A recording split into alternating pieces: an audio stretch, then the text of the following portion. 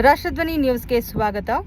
ಚಿತ್ರರಂಗ ಹಾಗೂ ಸೋಷಿಯಲ್ ಮೀಡಿಯಾದಲ್ಲಿ ತಲ್ಲಣ ಮೂಡಿಸಿದ್ದ ಸ್ಯಾಂಡಲ್ವುಡ್ ಖ್ಯಾತ ನಟಿ ರುಕ್ಮಿಣಿ ವಸಂತರವರು ಅಶ್ಲೀಲ ವಿಡಿಯೋ ಪ್ರಕರಣವನ್ನು ಭೇದಿಸುವಲ್ಲಿ ಬೆಂಗಳೂರು ಸೈಬರ್ ಕ್ರೈಂ ಪೊಲೀಸರು ಯಶಸ್ವಿಯಾಗಿದ್ದಾರೆ. ಕೃತಕ ಬುದ್ಧಿಮತ್ತೆ ತಂತ್ರಜ್ಞಾನವನ್ನು ದುರ್ಬಳಕೆ ಮಾಡಿಕೊಂಡು ನಟಿಯ ನಕಲಿ ಬಿಕಿನಿ ಫೋಟೋ ಮತ್ತು ವಿಡಿಯೋಗಳನ್ನು ವೈರಲ್ ಮಾಡಿದ್ದ ಮೂವರು ಹೈಟೆಕ್ ಪದವೀಧರರನ್ನು ಸೈಬರ್ ಕಮಾಂಡ್ ಸೆಂಟರ್ ಪೊಲೀಸರು ಹೆಡೆಮುರಿ ಕಟ್ಟಿದ್ದಾರೆ. ಬಂಧಿತರೆಲ್ಲರೂ ಸಮಾಜದಲ್ಲಿ ಗೌರವಾನ್ವಿತ ಹುದ್ದೆಯಲ್ಲಿದ್ದ ಉನ್ನತ ಶಿಕ್ಷಣ ಪಡೆದ ಯುವಕರಾಗಿದ್ದರು. ಇವರ ಅಸಲಿ ಮುಖ ನೋಡಿ ಪೊಲೀಸರೇ ಶಾಕ್ ಆಗಿದ್ದಾರೆ. ಯಾರು ಆರೋಪಿಗಳು, ಇವರ ಹಿನ್ನೆಲೆ ಏನು? ಬಂಧಿತ ಆರೋಪಿಗಳು ಯಾವುದೇ ಹಳೆ ಅಪರಾಧಿಗಳಲ್ಲ, ಕೇವಲ ಕ್ಷಣಿಕ ಸುಖ, ವಿಕೃತ ಮಜಾ ಹಾಗೂ ಹಣದಾಸೆಗೆ ಬಿದ್ದು ಇಡೀ ಬದುಕನ್ನೇ ಹಾಳು ಮಾಡಿಕೊಂಡಿದ್ದಾರೆ.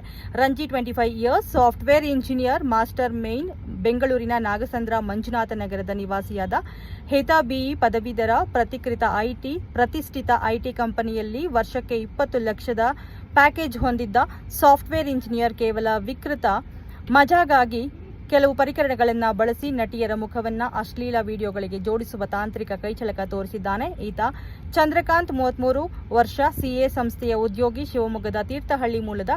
ಹಿತ ಸದ್ಯ ಕಾಮಾಕ್ಷಿಪಾಳ್ಯದಲ್ಲಿದ್ದ ಬೆಂಗಳೂರಿನ ಪ್ರಸಿದ್ಧ ಚಾರ್ಟೆಡ್ ಅಕೌಂಟೆಂಟ್ ಸಿಎ ಕಂಪನಿಯಲ್ಲಿ ಕೆಲಸ ಮಾಡುತ್ತಾ ಕೈತುಂಬಾ ಸಂಬಳ ಪಡಿತಿದ್ರು. ಇಂಟರ್ನೆಟ್ನಲ್ಲಿ ವಿಕೃತ ಮಜಾ ತೆಗೆದುಕೊಳ್ಳಲು ಈ ಒಂದು ಜಾಲವನ್ನು ಸೇರಿಕೊಂಡಿದ್ದ ರವಿಕುಮಾರ್, 24 ವರ್ಷ, ಯೂಟ್ಯೂಬ್ ಹಾಗೂ ಬಿಎಸ್ಸಿ ನರ್ಸಿಂಗ್ ಪದವೀಧರ, ಬಾಗಲಕೋಟೆ ಜಿಲ್ಲೆಯ ಚಿಲಕಮಕಿ ಗ್ರಾಮದ. ಇತರ ಯೂಟ್ಯೂಬ್ನಿಂದ ಬರುವ ಹಣದ ಆಸೆಗೆ ಬಿದ್ದಿದ್ದ ನಟಿಯರ ಡಿಫೇಕ್ ವಿಡಿಯೋಗಳನ್ನು ನನ್ನ ಚಾನೆಲ್ ಮತ್ತು ಸೋಷಿಯಲ್ ಮೀಡಿಯಾದಲ್ಲಿ ವೈರಲ್ ಮಾಡಿ ಶಾಪಿಂಗ್ ನಟಿ ರುಕ್ಮಿಣಿ ವಸಂತ 20 ಲಕ್ಷ ಸಂಬಳ, ಟೆಕ್ಕಿ ಸಿಎ ಉದ್ಯೋಗಿ ಸೇರಿ ಮೂವರು ಹೈಟೆಕ್ ಕಿಡಿಗೇಡಿಗಳ ಬಂಧನ.